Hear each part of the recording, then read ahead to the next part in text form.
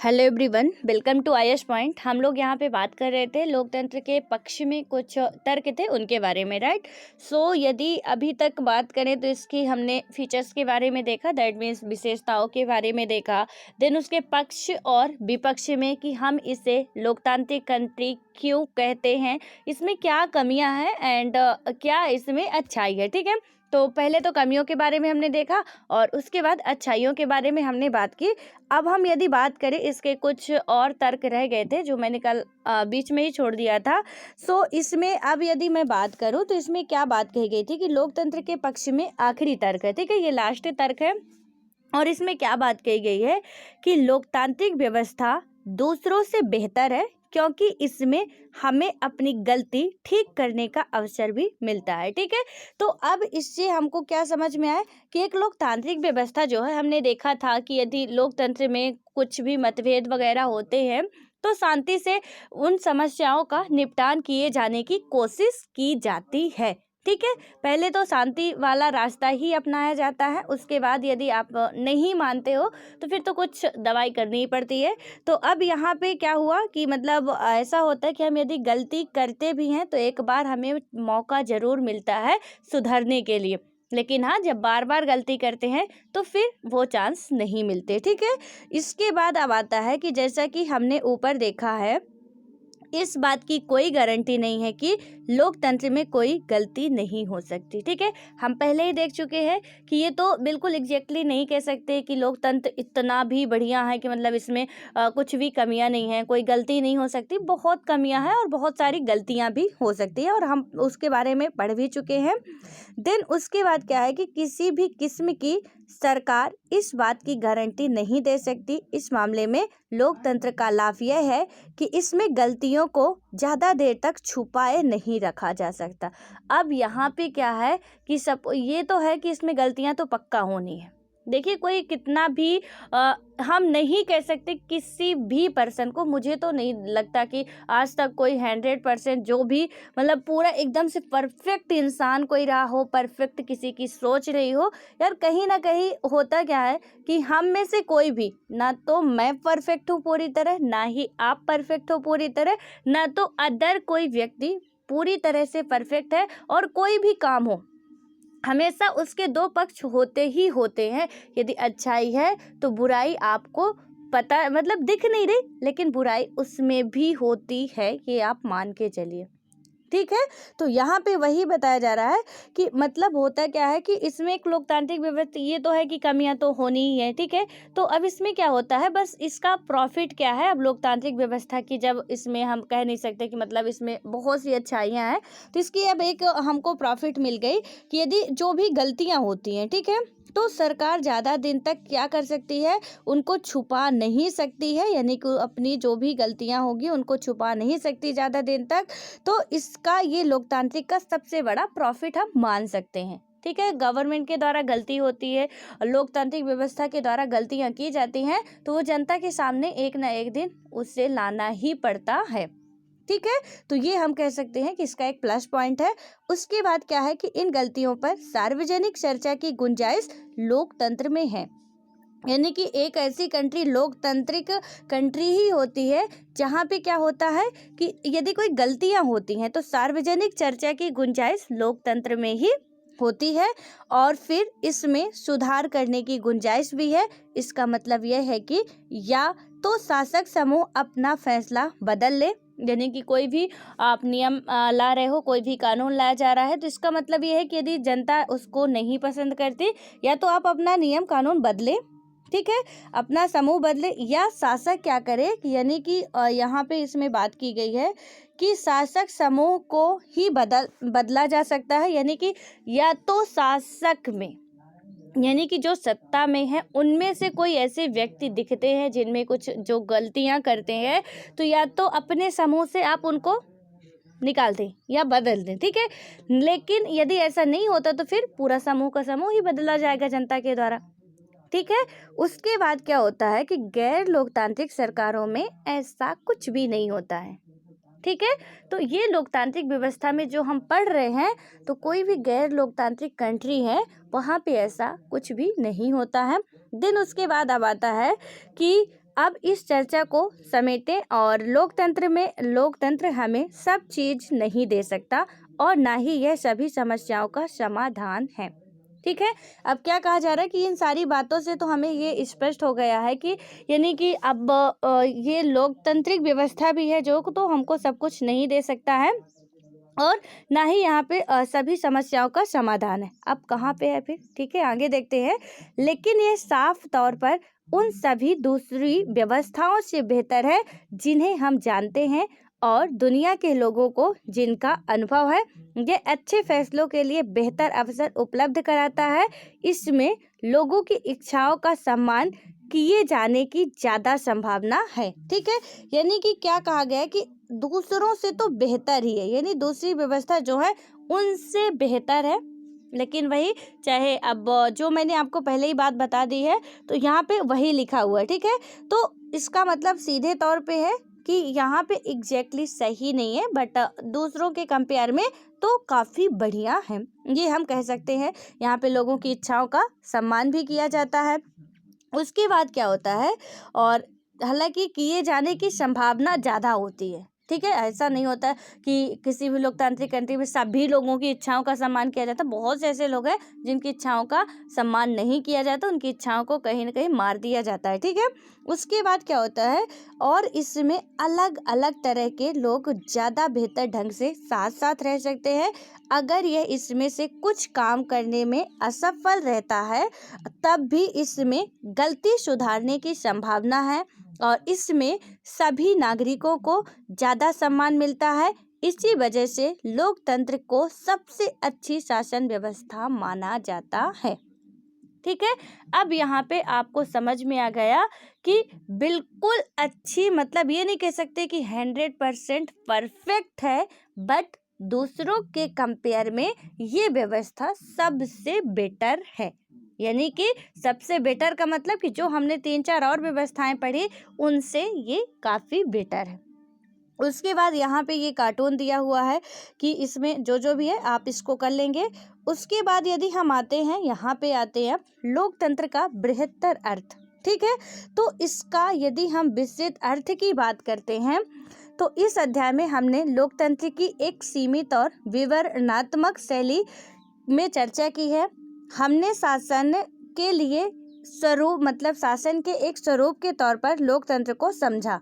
लोकतंत्र की इस प्रकार की व्याख्या हमें उन न्यूनतम विशेषताओं या गुणों की पहचान कराती है जो लोकतंत्र की जरूरत है। ठीक है, तो इसमें बताया जा रहा है कि जो हमने अभी तक डिस्कस डिबेट किया उसमें से कुछ ऐसी बातें हैं कैसे लोकतंत्र की जो भी व्यवस्थाएं होती है उनके बारे में हमने समझा। देन अब यदि हम बात करते हैं तो हमारे समय में क्या था कि लोकतंत्र का सबसे आम रूप है। ठीक है, यहाँ क्या बताया गया कि हमारे समय में लोकतंत्र का सबसे आम रूप है प्रतिनिधित्व वाला लोकतंत्र। सबसे इसका आम रूप या नॉर्मल जो स्ट्रक्चर की बात कर सकते हैं, कौन सा था? प्रतिनिधित्व वाला लोकतंत्र। हम जिन देशों में लोकतंत्र होने की बात करते हैं वहाँ सभी लोग, मतलब जो वहाँ के निवासी हैं, क्या करते हैं कि शासन नहीं चलाते। सभी लोगों की तरफ से बहुमत को फैसले लेने का अधिकार होता है और यह बहुमत भी स्वयं शासन नहीं चलाता। बहुमत का शासन भी चुने हुए प्रतिनिधियों के माध्यम से होता है। यह जरूरी होता है क्योंकि अब यहाँ पे ये जरूरी क्यों होता है, अब यहाँ पे थोड़ा सा पहले मैं आपको समझा दूँ देन उसके बाद पढ़ूँ। होता क्या है कि जैसे सपोज यहाँ पे क्या बात की गई, किसी लोकतांत्रिक व्यवस्था में हमारे द्वारा चुने हुए प्रतिनिधि होते हैं और वो क्या करते हैं कि शासन व्यवस्था चलाते हैं। ठीक है, जिनको हम चुन के भेजते हैं। अब सपोज मान के चलिए आप कि ऐसा हो कि किसी भी सपोज आपको ऐसा लगे कि मतलब हो सकती है कि आपकी इच्छाएं हो सकती हैं कि हम सभी शासन व्यवस्था चलाएं। ठीक है, तो अब समझिए आप कि जब एक देश के प्रत्येक व्यक्ति क्या हो जाएंगे? मालिक हो जाएंगे, यानी सब व्यवस्था को चलाने वाले हो जाएंगे, तो भैया मानने वाला कौन होगा? तब तो सब मालिक है, कोई किसी की सुनेगा नहीं। तो क्या आपको लगता है कि व्यवस्थाएं प्रॉपर तरीके से चल पाती हैं? यदि सपोज मान के चलिए, इमेजिन कीजिए कि यदि लोकतंत्र का स्ट्रक्चर कुछ ऐसे कर दिया जाता कि जनता के द्वारा चुने गए प्रतिनिधियों में से फिर उन प्रतिनिधियों में से कोई एक लीडर चुना जाता है, जैसे हम बात करें पीएम, सीएम, तो ये होते हैं जो जिनका फैसला जो होता है मान्य होता है, ठीक है, या हेड कहलाते, लीडर कहलाते हैं। तो अब किसी एक के हाथ में हमने दे दी, और एक के हाथ का मतलब ऐसे नहीं कि एकदम से हमने उनके हाथ में दे दी कि उनका जो मर्जी आए करे। वो जो मर्जी आए नहीं कर सकते, क्योंकि उनके पीछे भी और भी हैं, ठीक है, तो वो नहीं कर सकते। लेकिन समझिए यहाँ पे कि यदि हम ऐसा चाहते या ऐसा होता कि प्रत्येक व्यक्ति क्या होता, मालिक होता। सपोज आपके घर में आपके अभी क्या है कि आपके पापा या बब्बा जी की हुकूमत, मम्मी दादी किसी की भी चलती होगी, किसी एक व्यक्ति की, ठीक है। अब सोचिए कि यदि आपके घर में आपकी भी चलती, ठीक है, अच्छी खासी, आपके बहन की भी चलती, आपके भाई की भी चलती, मम्मी की भी चलती, पापा की भी चलती, तो कौन किसका सुनने वाला था? अभी हमें डर है, नहीं नहीं ये काम नहीं करेंगे, मम्मी डांटेगी, पापा बोलेंगे, ऐसा बोलेंगे, ये कहाँ से हुआ। हम कोई काम करते हैं, उस काम को पहले रीजन अपने पास रखना होता है कि ये कर रहे हैं क्योंकि घर में जवाब देना होगा, तो हम क्या करेंगे, क्योंकि वहाँ हमारे हेड बैठे हैं। कहाँ पे? ये हमारे लीडर बैठे हैं, इनको हमको जवाब देना पड़ेगा। यदि हम कोई गलत काम कर रहे हैं, कोई सही काम भी कर रहे हैं, तो वो करना पड़ेगा, क्योंकि एक ही आपके मालिक हैं।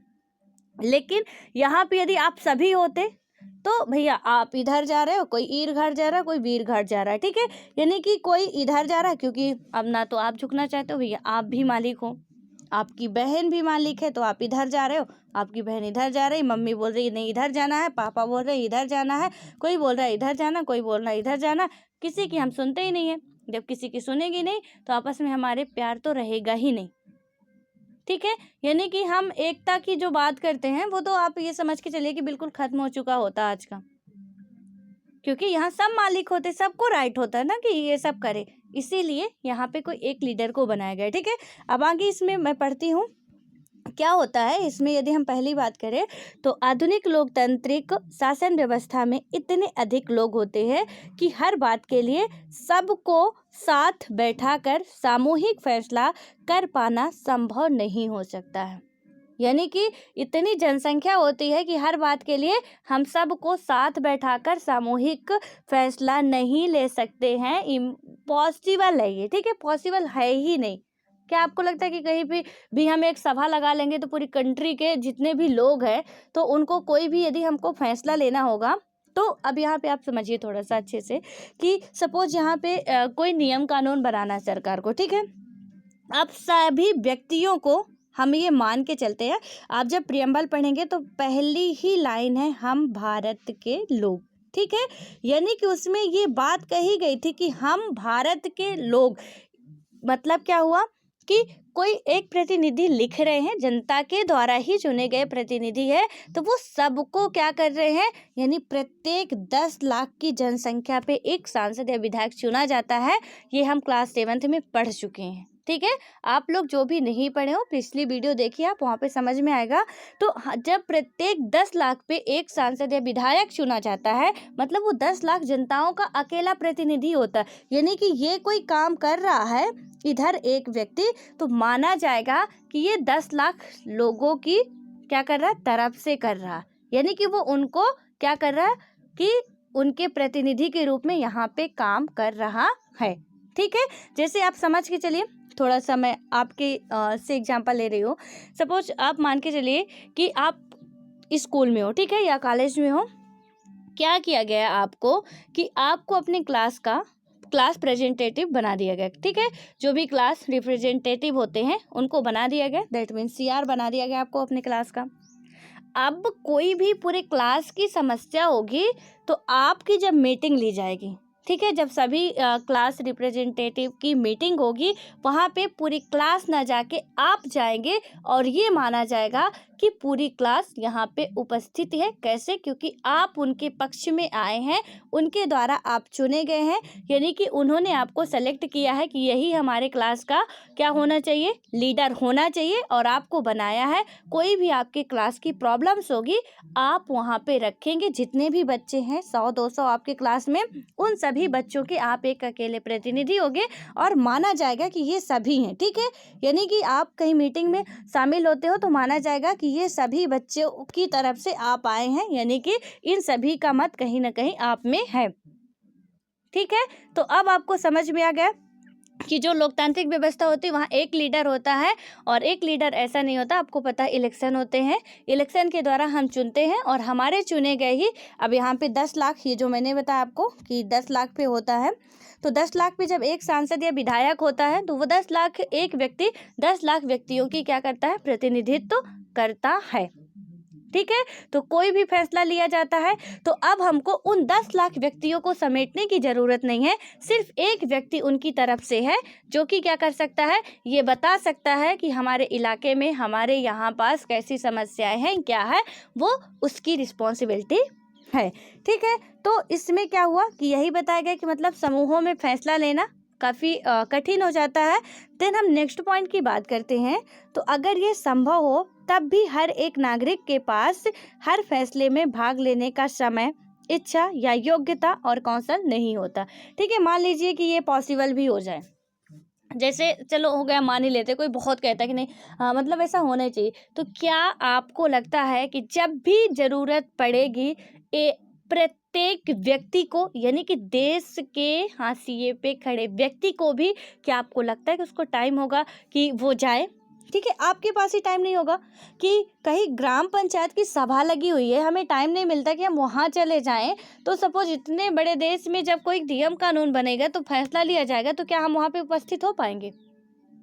अब ऐसा तो नहीं, जब एक जगह पे कहीं पे रखा जाएगा तो फिर आने जाने में भी टाइम लगेगा। ठीक है, तो ना तो टाइम मिल पाएगा। हो सकता है किसी की इच्छा ना हो कि हम नहीं जाएं, क्योंकि हमने पढ़ा है ना कि अलग अलग सोच के लोग होते हैं। यदि मेरी जैसे सोच के सभी लोग हों, ठीक है, आप मान के चलिए कि मेरी जैसी थिंकिंग है, आपकी भी हो, आपके भाई की भी हो, आपके बहन के भी, आपके परिवार वालों की भी हो, पड़ोसियों की भी हो, आपके जो भी दूर रिश्तेदार हैं उनकी भी हो, तो फिर क्या दिक्कत है? हम चाह रहे हैं कि बस आराम से बैठे खाएं, तो वो भी चाह रहे हैं, क्योंकि हमारे जैसी ही सोच है, वो भी चाह रहे हैं हम भी आराम से बैठे खाएं। तो इस तरह से पूरा देश, तो मतलब कोई, हम हो सकता है हम ये कह सकते हैं कि शरीर अलग अलग है, बाकी तो सब एक ही हो जाएंगे ना। इसीलिए ये विविधताओं का देश है। यही नहीं, विश्व में जितने भी देश हैं, तो कहीं भी लोगों की सोच, लोगों के विचार, लोगों की बोली भाषा एक जैसी मिल ही नहीं सकती है, ये मान के चलिए आप। ठीक है, तो यहाँ पे किसी की इच्छा भी नहीं हो सकती है, या तो चलिए ठीक है, समय भी मिल गया, कोई बहुत ही अपने आप को समझते हैं 30 मार खान, समय भी मिल गया उनको, और क्या मिल गया, उनकी इच्छा भी है कि चलिए ठीक है, मीडिया सीडिया में आएंगे, बढ़िया देखेंगे, आराम से जाएंगे। लेकिन अब उनके पास योग्यता ही नहीं है, योग्यता ही नहीं है, उनके पास ये एबिलिटी ही नहीं है कि वो क्या कर सके कि और ना तो कौशल है कि वहाँ पे वो पार्टिसिपेट कर सके, और तो और कर भी लेते हैं तो जब योग्यता ही नहीं है आपके पास, आप उस फैसले में क्या करेंगे? भीड़ बढ़ाएंगे जाके?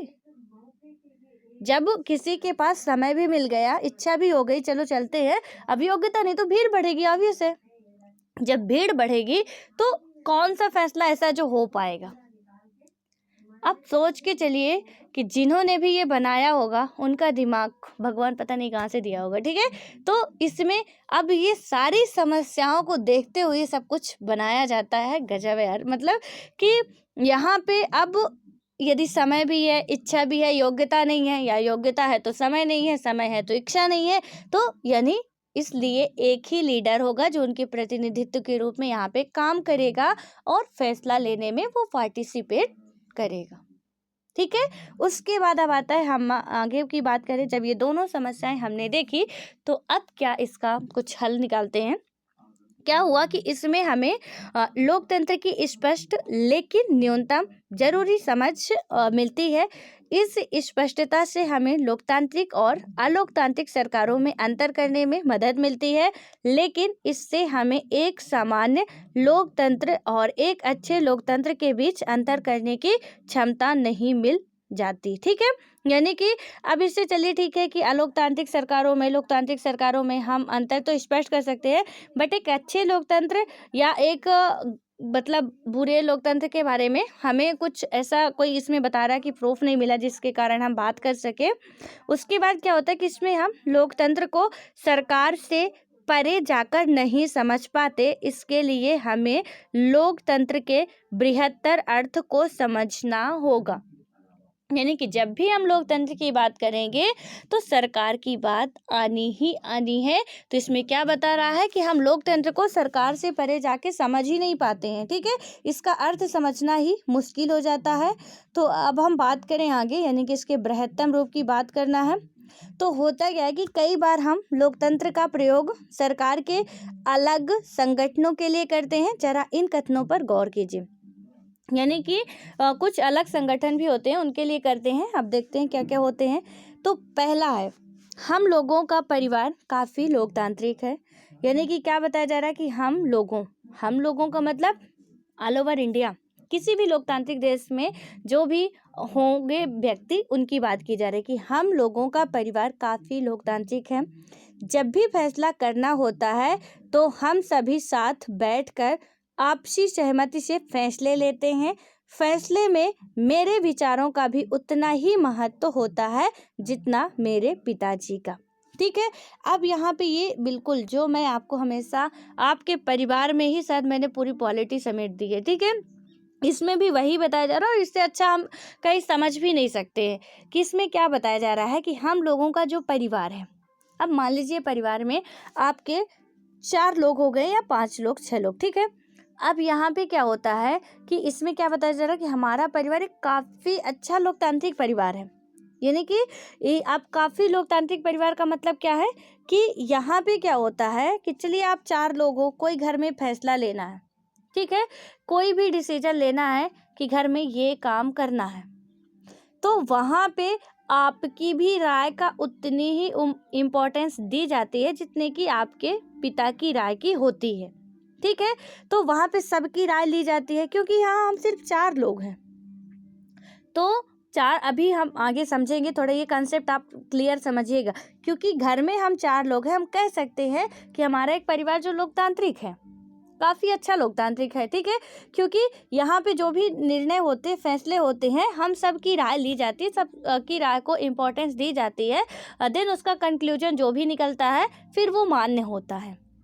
लेकिन अब आगे पढ़ते हैं। मुझे वे शिक्षक पसंद नापसंद हैं जो कक्षा में छात्रों को बोलने और सवाल पूछने की इजाज़त नहीं देते। मैं तो ऐसा शिक्षक पसंद करूंगी जो लोकतांत्रिक मानसिकता का हो। अब ये दूसरा स्टेटमेंट आता है कि बोला, अब स्कूल में आता है। ठीक है, घर की बात की हमने, अब स्कूल में आते हैं कि ये बोल रहे हमें वो टीचर पसंद नहीं है जो कि क्या करे, बस बोले जा रहे हैं, मतलब पढ़ाने, मतलब आपको पूछने का मौका ही नहीं दे रहे हैं। बस उनका ये है कि हम पढ़ा के निकल जाएं जल्दी से, कोई कुछ पूछ ना पाए। ठीक है, तो अब यहाँ पे क्या हुआ, ऐसा आप लोगों के साथ भी हुआ होगा कि कुछ टीचर ऐसे आपको मिल जाते हैं जो कि क्या करते हैं कि सिर्फ बोले जा रहे हैं, आपको पूछने की कोई वहाँ पे सुविधा नहीं होती, मतलब आप नहीं पूछ सकते हो। अब जैसे आप यहाँ पे ही ले लीजिए, मतलब मैं बोले जा रही हूँ। अब हो सकता है कि आमने सामने होते तो बिल्कुल आप पूछ सकते थे। अभी को मैं जो बिल्कुल नॉन स्टॉप बोलती जा रही हूँ। ठीक है, तो हो सकता है कहीं मुझे भी थोड़ा रिलैक्स मिलता, क्योंकि आपको भी वो टाइम देना पड़ता कि आप, और आज जाहिर सी बात है कि आपके माइंड में भी कई सारे क्वेश्चन उठते हैं। ठीक है, और उठने चाहिए, नहीं उठते तो कोशिश करिए कि आपके माइंड में वो क्वेश्चन आए, और कहीं अलग से ना आए, जो टॉपिक चल रहा है उस टॉपिक से रिलेटेड क्वेश्चन आए।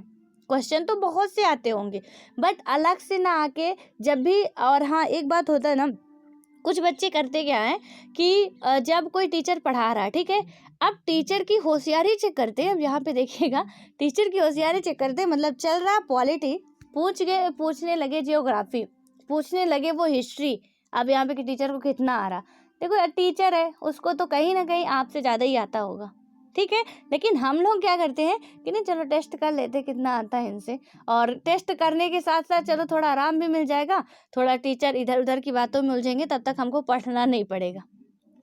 तो कुछ ऐसे भी होते हैं, बट कुछ जो सीरियस होते हैं उनको उन्हीं टॉपिक से रिलेटेड, जैसे मैं यहाँ लोकतंत्र पढ़ा रही हूँ, तो हो सकता है कि आपके माइंड में काफ़ी सारे क्वेश्चंस आ रहे हों।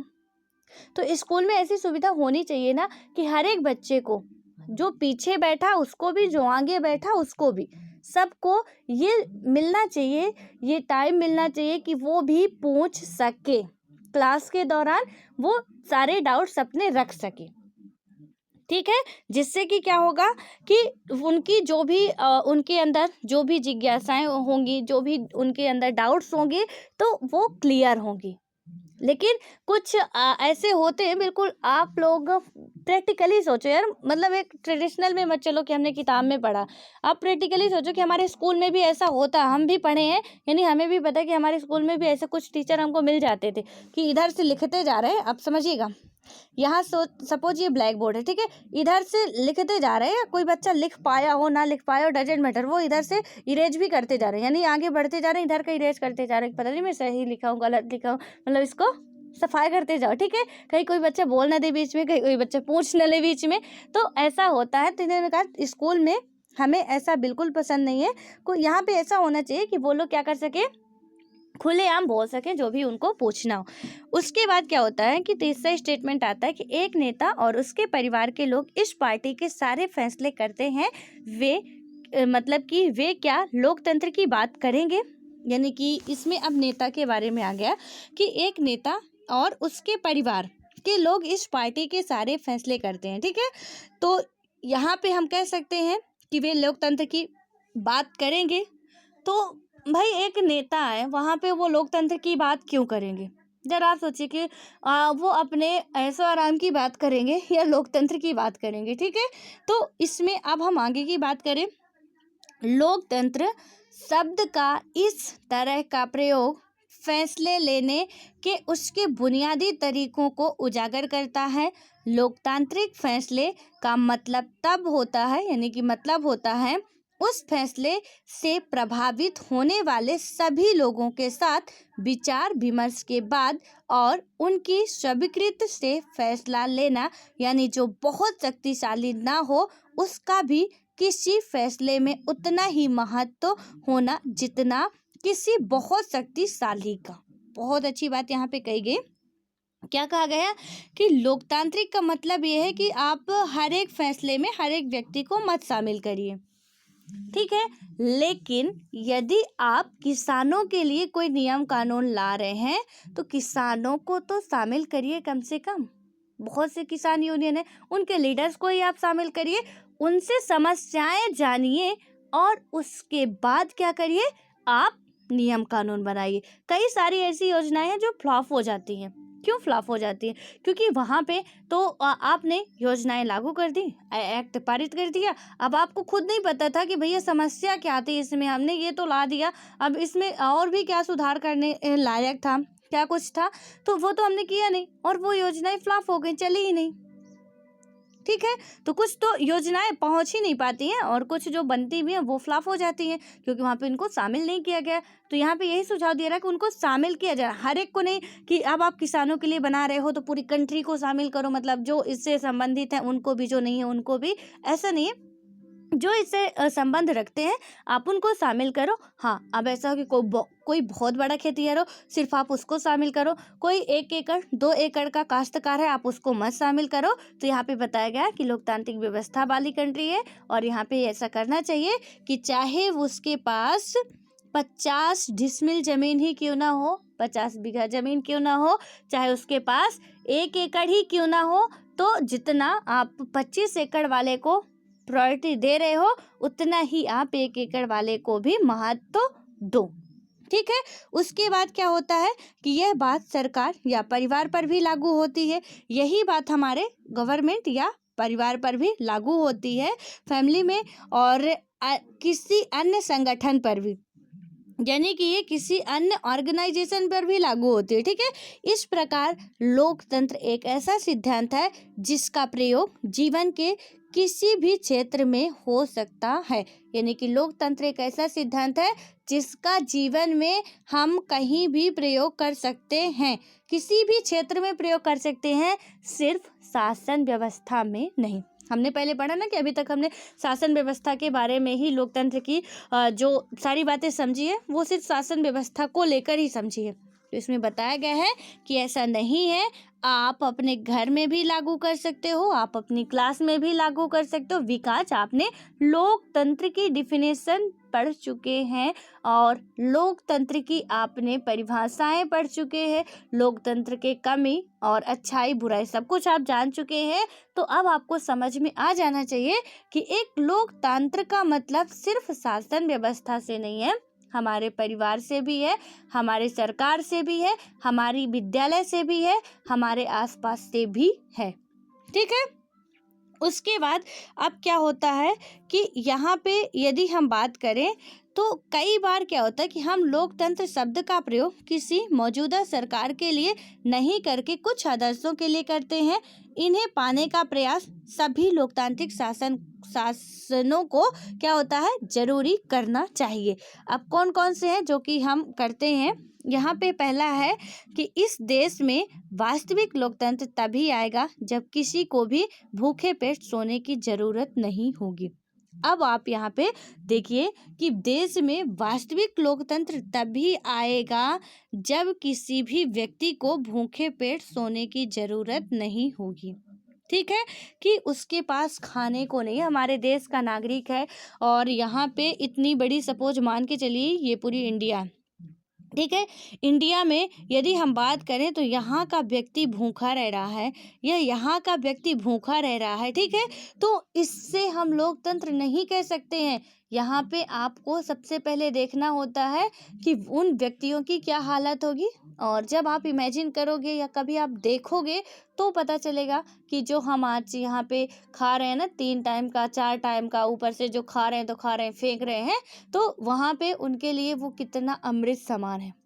ठीक है, जिनको नहीं मिलता। तो एक लोकतंत्र की डिफिनेशन यही है सच्चे अर्थों में कि आप, यानी कि आपके देश में रहने वाला प्रत्येक नागरिक सुखी हो, वरना आप बहुत बड़े बड़े इतिहास लिख दोगे, किताबों में लिखा रहेगा कि लोकतंत्र ये है, लोकतंत्र वो है, लोकतंत्र की विशेषताएं ये है वो है, तो कोई मतलब नहीं है।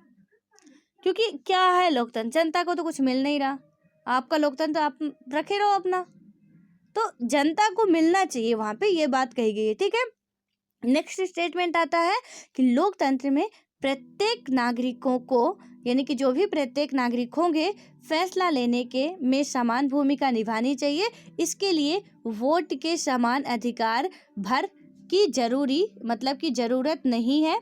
यानी कि जैसे होता है ना, वोटिंग में आपको इक्वलिटी राइट प्राप्त होता है, बट अदर कहीं नहीं होता। ठीक है, हर नागरिक को इसके लिए सूचना की समान उपलब्धता, बुनियादी शिक्षा, बुनियादी संसाधन और पक्की निष्ठा होनी चाहिए। यानी कि अब क्या बात की गई, और इसमें बताया गया कि ये जो 2 स्टेटमेंट है प्रत्येक लोकतांत्रिक देश को अपनाना चाहिए अपने देश में, कि उनके देश का कोई नागरिक भूखा ना सोए और सबको समान फैसला लेने का अधिकार हो, सिर्फ वोट के लिए नहीं। आप देखते हो कि किसी भी लोकतांत्रिक कंट्री में, अपने यहाँ ही देख लीजिए, हमें वोट के लिए तो बहुत अच्छा खासा राइट प्राप्त है, हम जिसको चाहे चुन सकते हैं। ठीक है, जिसको चाहे तो चुने, जिसको चाहे तो ना चुने, हालांकि उसमें भी बहुत घोटाला जो भी होता है। ठीक है, तो वो खैर उनका मैटर है। लेकिन यहाँ पे बताया गया है कि वोट के अलावा भी और भी, जैसे शिक्षा हो गया, स्वास्थ्य हो गया, इन सब में भी हमारा अधिकार होना चाहिए। जो भी सूचनाएं हैं तो उनमें हमें समान उपलब्धता प्राप्त होनी चाहिए। ठीक है, संसाधन जो हैं तो इनका भी हमें भरपूर उपयोग करने की इजाज़त होनी चाहिए। अब ऐसा नहीं है कि कोई भी काम हो रहा तो हमें तो कुछ मिल ही नहीं रहा, बस हम वोटिंग के लिए कह सकते हैं, हाँ ये कह सकते हैं इक्वलिटी राइट्स है हमारे पास, किसके लिए, सिर्फ वोट के लिए। और अदरवाइज हम ये नहीं कह सकते कि हमारे पास है। हम 7th क्लास में पढ़ चुके हैं कि समानता का अधिकार कहा तो जाता है, बट मिलता कितना है। ठीक है, तो जब वोटिंग होती है तो आप जब 7th क्लास के NCERT पढ़ेंगे, देखेंगे वहाँ पे कि कैसे मालिक भी खड़े हैं, ठीक है। यहाँ पे सपोज मालिक खड़े हैं, यहाँ पे नौकर भी खड़े हैं इनके साथ, यहाँ पे किसान भी खड़े हैं, यहाँ पे प्रेस मीडिया भी खड़ी है, यानी बड़े से बड़े लोग, छोटे से छोटे लोग लाइन में खड़े होते हैं और एक एक करके वोट करते हैं। और ये जो बेचारे छोटे लोग हैं वो बहुत खुश होते हैं कि आज राय साहब हमारे साथ खड़े हैं, लेकिन खुश 2 मिनट के लिए होते हैं। बाद में तो राय साहब भैया पहचानते ही नहीं कि तुम कौन थे, कहाँ के थे, ठीक है। नहीं, अब पहले तो वो तो लगता है कि आपको भी गोद में उठा लेंगे, आपके बच्चे को तो छोड़िए। मतलब जब तक अभी वोटिंग का सीजन चल रहा, सॉरी सीजन नहीं चल रहा, ठीक है, मतलब अभी वोटिंग टाइम चल रहा है कई स्टेट में, जैसे आप बिहार का ही एग्जांपल ले लो। अब बिहार पे आप देखोगे क्या बढ़िया बढ़िया अपना अपना गुणगान गाते हैं कि आप कभी सोचे भी नहीं रहोगे कि इतना अच्छा कुछ हमारे राज्य में हुआ भी होगा, ठीक है।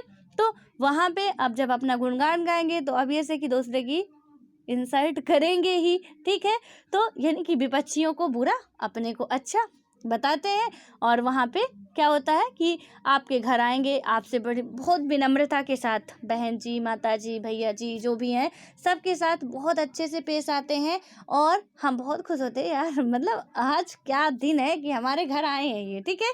और उसके बाद हम उनके घर जा के हमारे पैर की जूतियाँ घिस जाती हैं, यानी दूसरी लेनी पड़ती है, लेकिन वो हमारी याचना नहीं सुनते हैं क्योंकि हमने ही चुन के उनको बैठाया है।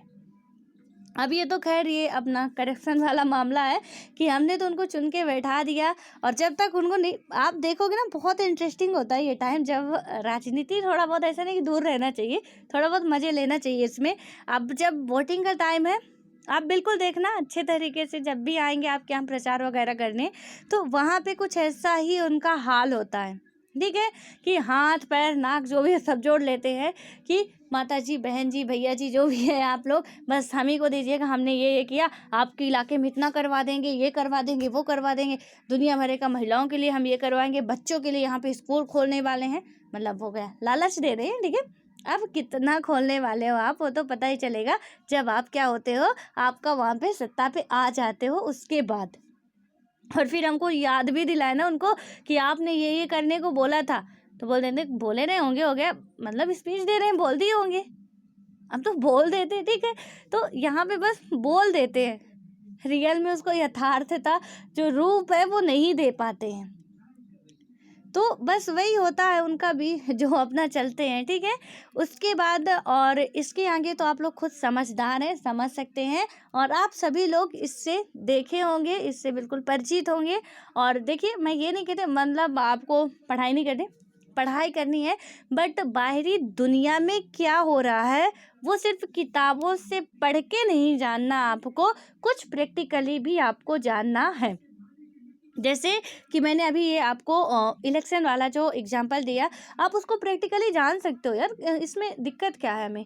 हमारे यहाँ आते हैं, हम देखते हैं उनको कि कैसा उनका बिहेवियर होता है, कितना प्यारा यार, लगता है ना कि इनसे अच्छा कोई है ही नहीं। सच में आप देखोगे ना तो ऐसा लगता है कि बस आज जो इनकी सोच है, तो मतलब ऐसे नेता तो हमको मिल ही नहीं सकते, और जितने आएंगे सभी बिल्कुल एक से बढ़ के एक महान आते हैं, और सभी बहुत अच्छे। हो सकता है कि आप भी फ्यूचर में लीडर बनो, थोड़ा उनसे सीख भी सकते हैं आप कि कैसे किसी के सामने जब तक अपना काम ना हो हाथ पांव जोड़ना होता है, जब काम हो तो फिर क्या करना होता है, ठीक है। तो आप भी वो समझ सकते हैं। उसके बाद अब हम बात करें यहाँ पे कि इसके आगे की जो बात है इन आदर्शों के बारे में, जो भी है तो उसको हम नेक्स्ट वीडियो में बात करेंगे। तब तक आप लोग एंजॉय करिए, और जो भी बिहार से होंगे, इलेक्शन हो रहा, बढ़िया मज़े करिए आप लोग भी, ठीक है। जो भी आपको भी मिले लीजिए, खाइए, मौज करिए, और क्या है, क्योंकि ये चल रहा ट्रेंड है यार।